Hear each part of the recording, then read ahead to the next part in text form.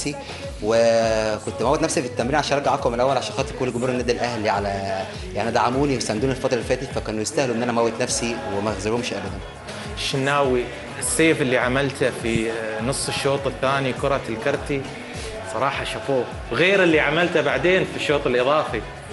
طبعا ده توفيق من عند ربنا. هو الواحد بيشتغل واهم حاجه عنده اللي هو الشغل في الملعب بس، ما يركزش في حاجه تاني، ان هو يركز بس يساعد الفرقه، واحنا ماشيين على الاساس ده. الفرقه كلها بنفكر بس كتيم، ما نفكرش حد يفكر فردي.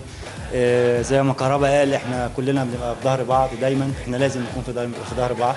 هو ده التيم، ما ينفعش حد يفكر بشكل فردي. احنا الفتره اللي فاتت بنسند اي.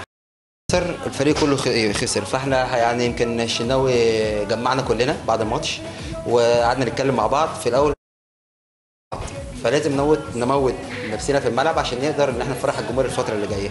والحمد لله ربنا كرمنا وقدرنا خلال بعد ماتش سان داونز ماشيين يعني بطريقه كويسه جدا ونفرح الجمهور كله يعني الحمد لله. قلت لهم ايه بعد الماتش؟